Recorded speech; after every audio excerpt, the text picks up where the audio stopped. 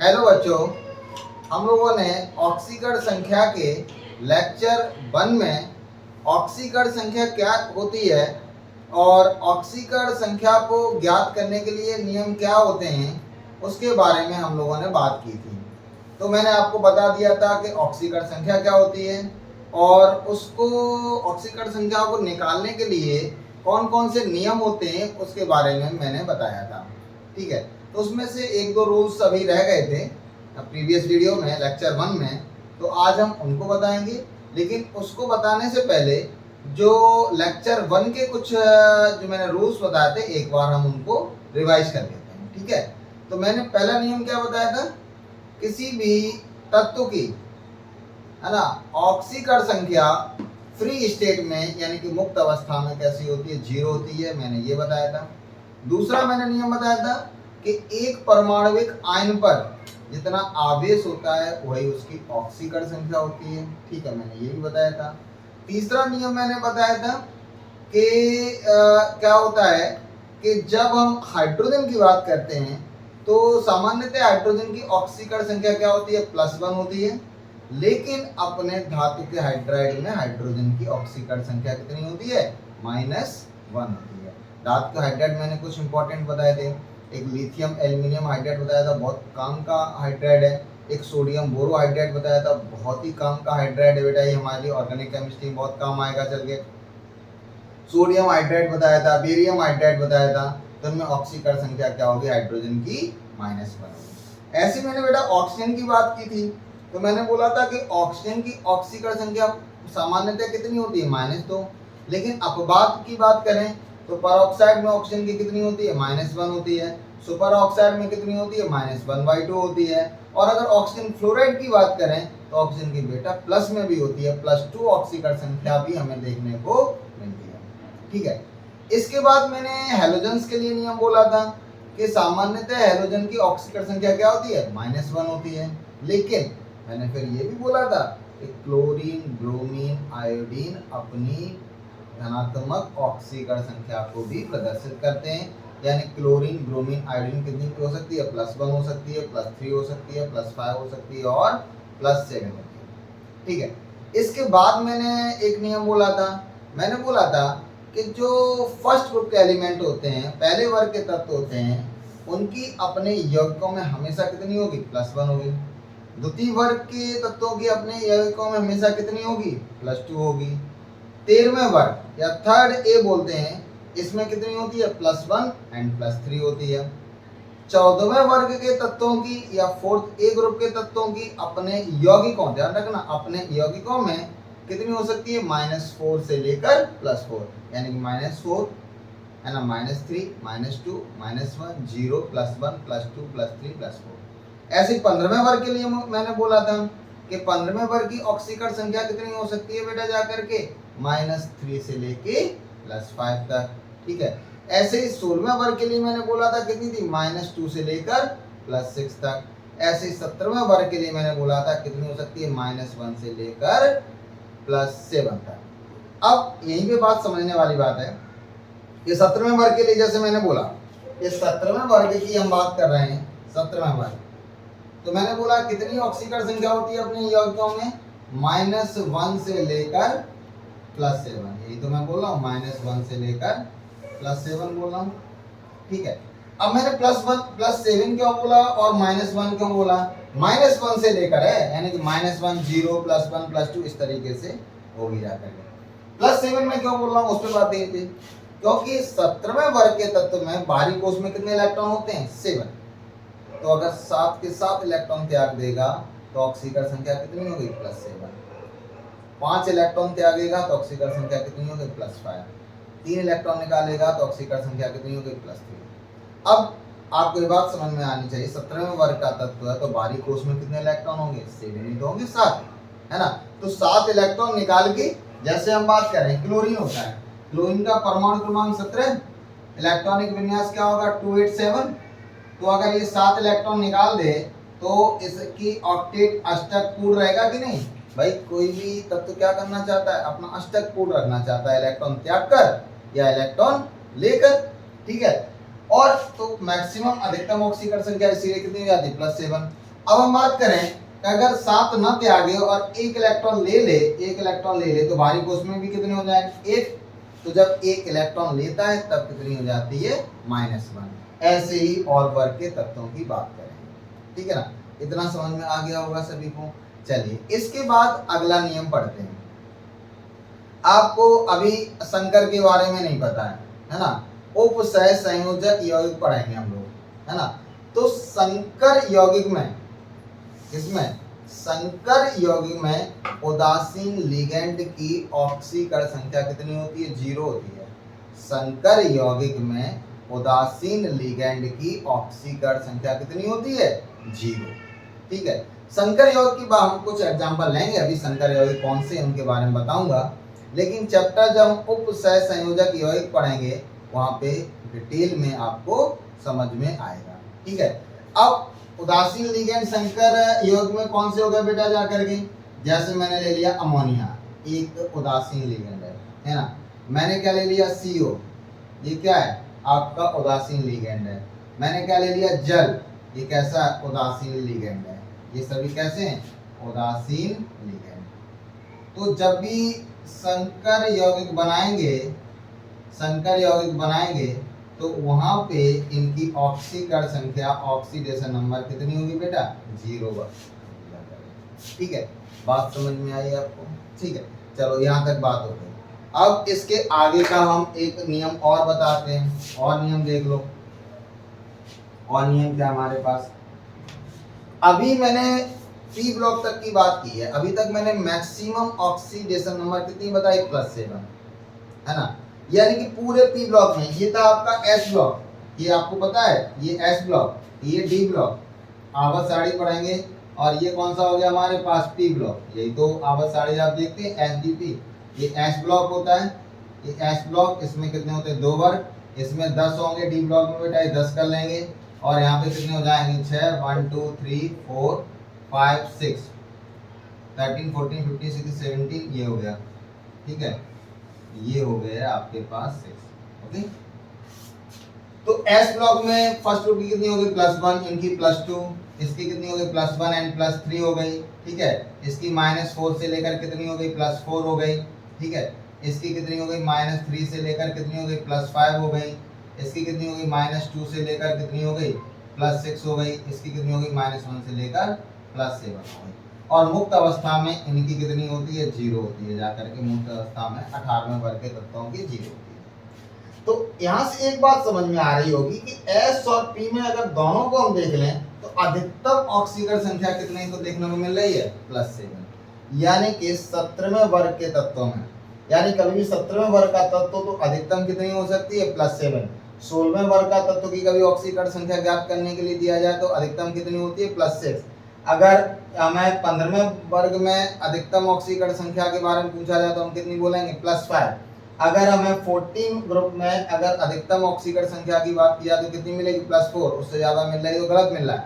अगर हमें 13वें वर्ग में अगर अधिकतम ऑक्सीकरण संख्या पूछी जाए तो कितनी होगी? +3, है ना। यानी कि पूरे पी ब्लॉक की बात करें तो अधिकतम ऑक्सीकरण संख्या कितनी हो गई आपके पास? +7। इससे अगर ज्यादा आ रही है तो समझ लो 100% आपका आंसर क्या आ रहा है? गलत आ रहा है। और उसी के आगे का नियम मैं बताने जा रहा हूँ। नियम क्या है?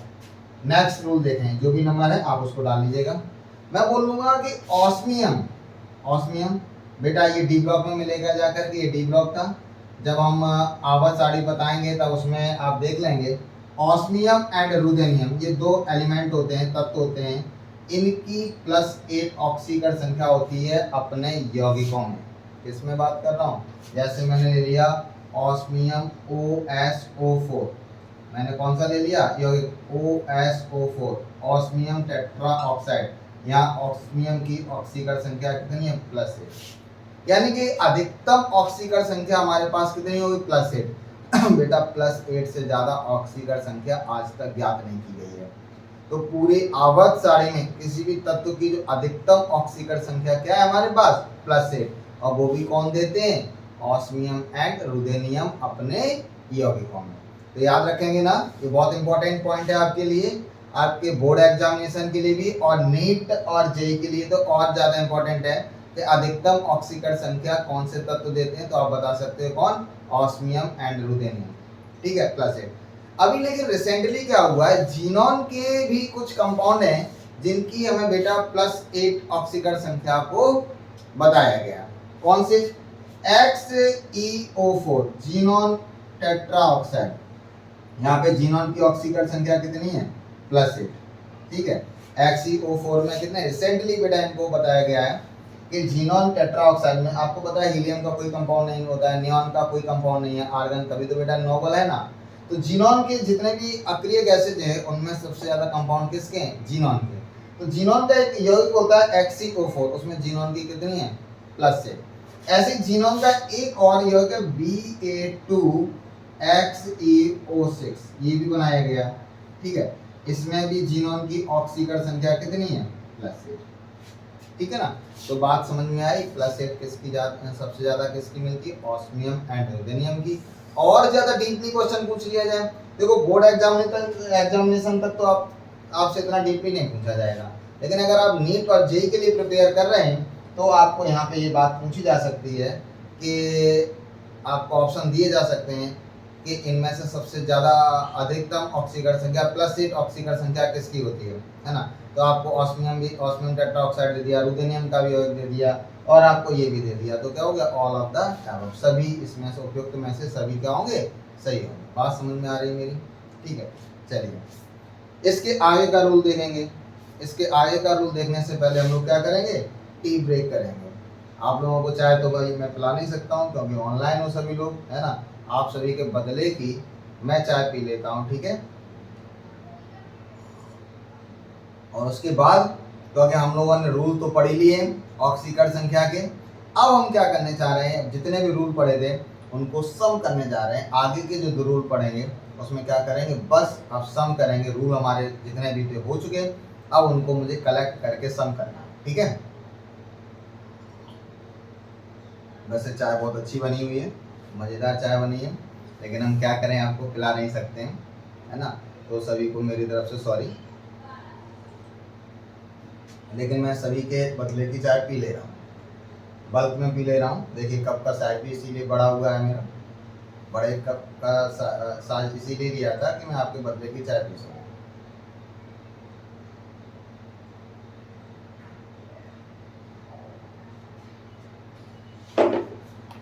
अब चलिए आगे के दो रूल हम देखेंगे। लास्ट 2 रूल्स हमारे पास हैं। क्या है? सब हमने पढ़ लिया, अब हमें केवल क्या है? खाना भर है। खाते हैं कैसे खाएंगे? फॉर न्यूट्रल मॉलिक्यूल यानी कि उदासीन अणु के लिए algebraic sum of oxidation number of all element is equal to 0। यानी कि उदासीन अणु ले लें, उदासीन यौगिक ले लो। हमने कौन सा ले लिया? उदासीन यौगिक, समझ रहे हैं, जिसपे आवेश ना हो। उदासीन यौगिक का बात कर रहे हैं हम, कौन सा? यानी कि न्यूट्रल मॉलिक्यूल। हम कौन सा ले रहे हैं? Neutral molecule.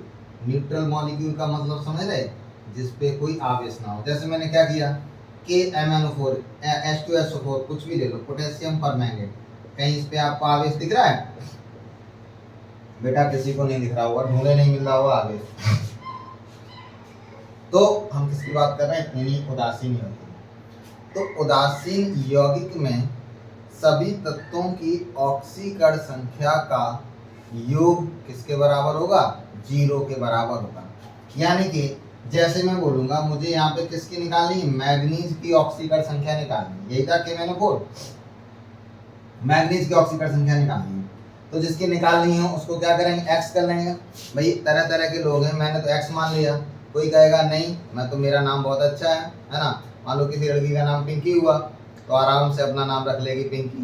भाई मन है, लेकिन भैया ऐसा मत करना, क्योंकि मैथमेटिक्स के जो रूल्स हैं उन्हीं को करना, पिंकी इनकी मत मान लेना, ठीक है। तो मैंने मैग्नीज की ऑक्सीकरण संख्या कितनी मान ली? x। पोटेशियम की मैंने क्या बोला था? जो फर्स्ट ग्रुप के एलिमेंट होते हैं उनके अपने यौगिकों में हमेशा कितनी होती है? +1। तो पोटेशियम की यहाँ पे कितनी होगी जा करके? +1। बेटा मैंने +1 लिख दिया, +x प्लस ऑक्सीजन की मैंने क्या बोली थी? -2। और मैंने बोला था जब अंधी मानना हो, कुछ ना समझ में आओ तो क्या मारोगे? -2। ये ना परऑक्साइड है ना सुपर ऑक्साइड है। परऑक्साइड आयन क्या होता है? O2 2- था, तो -2 से बैलेंस होना चाहिए था, नहीं हो रहा था। सुपर ऑक्साइड आयन क्या था, O2 माइनस था। पहली बात तो O2 आ ही नहीं रहा है, 4 आ रहा है, तो क्या होगा, ऑक्साइड होगा। और एक ऑक्साइड में ऑक्सीजन की कितनी होती है, -2, है ना, और ऑक्सीजन कितने हैं, 4, तो -2, ठीक है।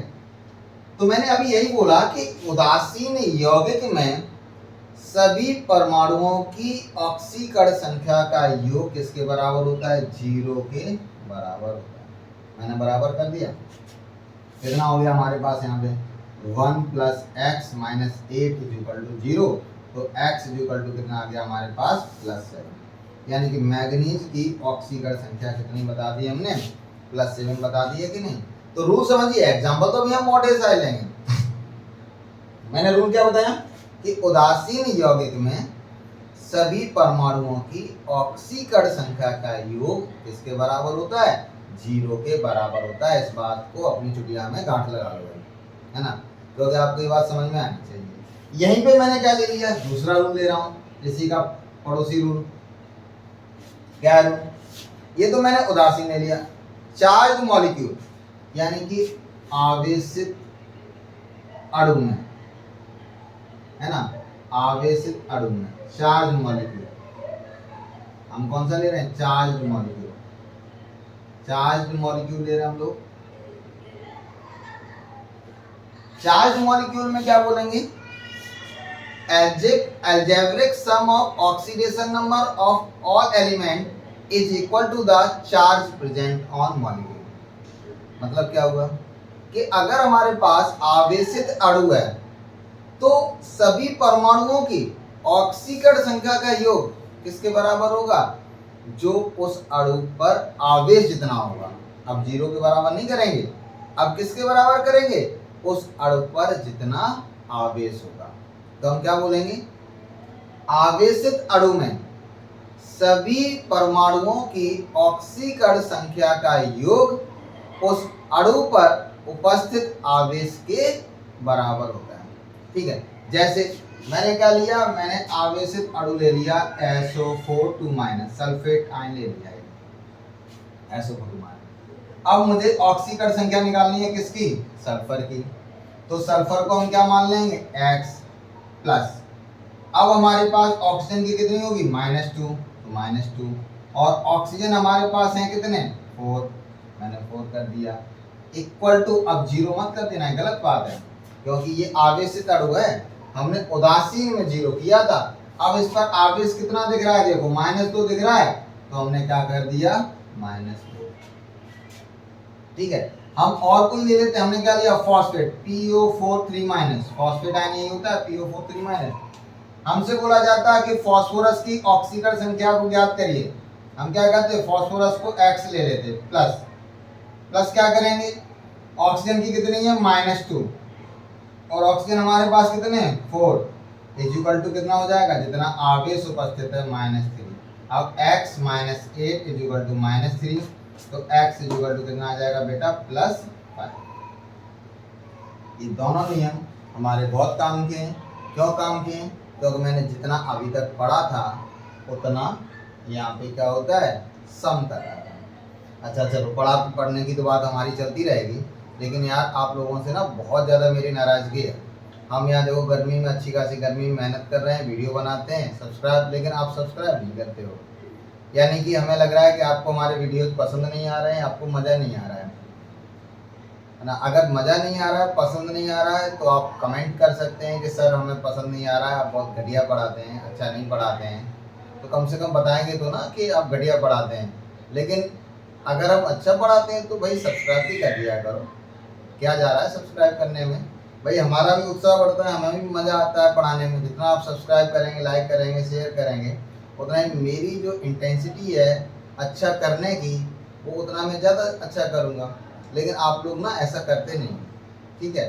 तो आप थोड़ा सा मज़ा लीजिए हमारे साथ, और सब्सक्राइब और लाइक ज़रूर करते रहें, ठीक है। और अब हम एग्जाम्पल्स की बात करते हैं। अब हम कुछ और एग्जाम्पल्स लेंगे। कितना समझ में आ गया होगा ना आपको। चलिए इसके बाद हम एग्जाम्पल लेते हैं। एग्जाम्पल लेंगे, मैंने क्या किया, अभी तो मैंने ये लिया था KMnO4, मैंने ले लिया K2Cr2O7, K2Cr2O7। इस यौगिक का नाम होता है पोटेशियम डाइक्रोमेट। इसको क्या बोलते हैं हम? Potassium dichromate. इस यौगिक का नाम होता है potassium dichromate. Okay, potassium dichromate. Okay, अब देखो, वैसे भी अगर मुझसे पूछा जाता कि इसमें ऑक्सीकरण संख्या किसकी ज्ञात करनी होगी, तो आप ही बता सकते हो। अगर आपने मेरा लेक्चर पहला L1 लेक्चर 1 आपने अच्छे से पढ़ा था और लेक्चर 2 अभी तक पढ़ा है, तो आप 100% बोल दोगे कि सर हमें यहाँ पे क्रोमियम की ऑक्सीडेशन नंबर निकालने के लिए आप बोलेंगे। क्यों बोलेंगे? क्योंकि हमने पोटेशियम के लिए तो नियम बता ही दिया। पोटेशियम की तो अपनी यौगिकों में हमेशा कितनी होगी? +1 होगी। ऑक्सीजन के लिए नियम मैंने बताया ही था कि ऑक्साइड होगा तो -2 होगी, परऑक्साइड होगा तो -1 और सुपर ऑक्साइड होगा तो -1/2। ना ये परऑक्साइड है, परऑक्साइड होता तो O2 माइनस होता, सुपर ऑक्साइड होता तो O2 -1 होता। भैया यहाँ पे तो ऐसा कुछ नहीं है ना, यहाँ तो 7 लिखा हुआ है, तो क्या होगा? ऑक्साइड होगा। अगर 7 बेटा 2 और 1 के अलावा अगर कोई डिजिट लगी है 3 4 5 ऑक्सीजन के साथ, तो कंफर्मली क्या है? ऑक्साइड है, O-2। तो हमने नियम किसके लिए नहीं बताया था? इस क्रोमियम के लिए मैंने कोई नियम नहीं बताया आपको। तो जिसके लिए नियम नहीं बताया बेटा, जिसके लिए नहीं पढ़ा, उसी की तो कैलकुलेट करनी होगी। तो ऑक्सीडेशन नंबर हम किसकी कैलकुलेट करेंगे? यहाँ क्रोमियम की। चलिए, क्रोमियम को मान लेते हैं कितना? X। अब ये भी तो देखना पड़ेगा भैया कितनी कितनी क्रोमियम यहाँ लगी हुई है। कितनी क्रोमियम है? 2। तो क्या करना पड़ेगा? 2x plus. अब पोटेशियम की कितनी होती है? +1। मैंने +1 कर दी। लेकिन एक बात ये भी तो देखना पड़ेगा, पोटेशियम है कितने हमारे पास? कितने? 2। तो मैंने क्या किया? 2 से मल्टीप्लाई कर दिया प्लस। ऑक्सीजन की कितनी होती है? -2। और ऑक्सीजन है कितने मेरे पास? 7। और अणु कैसा है हमारे पास? उदासीन है, कोई आवेश नहीं है, तो हमने कर दिया 0। तो कितना हो गया हमारे पास? यहाँ 2 + 2x - 14 = 0। यानी कि 2x = कितना हो गया बेटा हमारे पास? 12 हो गया जा करके, और +12 और x = कितना आ गया हमारे पास? +6। यानी कि एक क्रोमियम की ऑक्सीकरण संख्या कितनी आ गई? +6। ये कितनी आ गई? +6। ये आ गई +6। इसकी ऑक्सीकरण संख्या हमारे पास कितनी आई क्रोमियम की? +6। ठीक है, और देख लेते हैं, है ना। मैंने क्या लिया बेटा? ग्लूकोज ले लिया। ग्लूकोज तो जानते हो ना, सभी लोग पीते रहते हो मजे से। C6H12O6 ये ग्लूकोज है, इसका नाम होता है ग्लूकोज। अब ग्लूकोज में हम ऑक्सीडेशन नंबर किसकी निकालेंगे बेटा? हाइड्रोजन का फिक्स है, +1 होती है। ऑक्सीजन कितनी होती है? -2 होती है। कार्बन के बारे में मैंने बोला था -4 से लेकर कितनी हो सकती है? +4। तो बेटा फिक्स नहीं थी, यानी कि हमें यहाँ निकालनी किसकी होगी? कार्बन की ऑक्सीकरण संख्या। तो हम कितनी मान लेंगे? x। लेकिन कार्बन है कितने हमारे पास? यहाँ 6, तो मैंने 6x कर दिया प्लस। हाइड्रोजन की कितनी होती है? +1। लेकिन हाइड्रोजन है कितने? 12, तो मैंने 12 से मल्टीप्लाई कर दिया प्लस। ऑक्सीजन की कितनी होती है? -2, और ऑक्सीजन है कितने हमारे पास? 6 = क्या कर दिया? 0। तो 6x + 12 और कितना हो गया? -12 = कितना हो गया? 0। +12 और -12 बेटा हो गया कैंसिल। तो x = कितना आ गया? 0/6। 0/6 यानी कि वैल्यू कितनी होगी हमारे पास? 0। तो यहाँ कार्बन की ऑक्सीकरण संख्या कितनी आ गई हमारे पास? 0, है ना। ऐसी और एक जाना पहचाना यौगिक मैं आपको दिखाने जा रहा हूँ, C12H22O11, है ना। इसको क्या बोलते हैं? शर्करा। ये क्या हमारे पास? शर्करा। इसको इंग्लिश में बोलते हैं केन शुगर या शुगर केन। ये क्या हो गई? शर्करा। शर्करा देख लो, यहाँ भी कार्बन की बतानी है, तो कार्बन हम कितना लेंगे? x, और कार्बन है कितने? 12, तो 12x प्लस। हाइड्रोजन की कितनी होती है? +1, और हाइड्रोजन है हमारे पास कितने? 22। देख रहे हैं ना अच्छे से। प्लस ऑक्सीजन की कितनी होती है? -2, ऑक्सीजन है कितने? 11 = 0। 12x प्लस कितना हो गया? 22 -22 = 0, कैंसिल। +22 -22 0 हो गया। तो 12x = कितना हो गया? 0। तो x = कितना आ जाएगा बेटा? 0 आ गया कि नहीं आ गया? इजी था, ठीक है। हमें नहीं लगता है कि यहाँ पे कोई दिक्कत होगी आपके पास, ठीक है ना। ये इजी हो गया यार।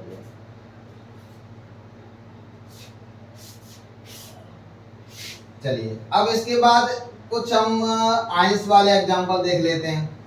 मैंने क्या बोला, यहीं पे ले लेते हैं, डाइक्रोमेट आएंगे ज़्यादा, मैंने ले लिया क्रोमेटाइन CrO42-, ये क्रोमेटाइन था हमारे पास।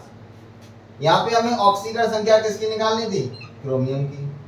तो हमने क्रोमियम क्या ले लिया? X plus. अब मैंने बोला था कि ऑक्सीजन पे 3 लगाओ या 4 लगाओ या 5 लगाओ तो क्या होगा? ऑक्सीजन कन्फर्मली क्या होगा? ऑक्साइड होगा। कोई सोचने समझने की जरूरत ही नहीं। तो ऑक्सीजन क्या होगा? यहाँ पे ऑक्साइड, ऑक्साइड में ऑक्सीजन कितनी होती है? -2 4 से मल्टीप्लाई कर दी। अब क्या करेंगे? अब सबको समझ में आ रहा है ना? ये कैसा है? चार्ज मॉलिक्यूल है, आवेशित अणु है, तो आप इक्वल टू 0 नहीं करेंगे। क्या करेंगे? इस अणु पे जितना आवेश होगा, आवेश कितना था? -2, तो x - 8 -2 और x कितना आ गया? +6 आ गया कि नहीं आ गया? है ना? हम क्या करते, हमने ले लिया नाइट्रेट NO3-, हमें नाइट्रोजन की ऑक्सीकरण संख्या निकालनी है, तो हमने क्या किया? x plus. अब देखिए ऑक्सीजन की कितनी होती है? -2 और ऑक्सीजन कितनी है? 3, मल्टीप्लाई कर। अब क्या करेंगे? इक्वल टू 0 करेंगे क्या? नहीं, क्या करेंगे? जितना आवेश -1, ठीक है। तो x -6 कितना आ गया? -1, तो x हो गया +6 - 1 यानी कि +5, यानी कि नाइट्रोजन की ऑक्सीकरण संख्या कितनी आ गई? +5, ठीक है। तो आज मैंने जितना बताया है, आप क्या करें? सभी रूल्स को देख लें। नेक्स्ट वीडियो में मैं क्या करूंगा? और ढेर सारे एग्जांपल्स आपको कराऊंगा, लेकिन उससे पहले आप क्या करेंगे ना, सभी एग्जांपल्स को अच्छे से कर लेंगे और सभी रूल्स को आप पहले अच्छे से पढ़ लेंगे। रूल्स पढ़ लेंगे फिर मुझे करने में कोई दिक्कत नहीं आएगी, ठीक है ना? अब आप लोगों से मैं एक बात फिर बोलूंगा कि चैनल को लाइक करें, सब्सक्राइब करें और जहां पर भी जितने लोगों के साथ शेयर कर सको। भाई ज्ञान है, चारों तरफ बढ़ना चाहिए, अकेले अपने पास ना रखो, चारों तरफ अपने घर वालों को, रिश्तेदारों को, भाई बहनों को, दोस्तों को, सभी में चारों तरफ बांटो। कैसे बटेगा? कि आप मेरे चैनल को शेयर करिए जिससे कि सभी लोग सब्सक्राइब करें और ज्ञान को चारों तरफ बढ़े। Okay, thank you.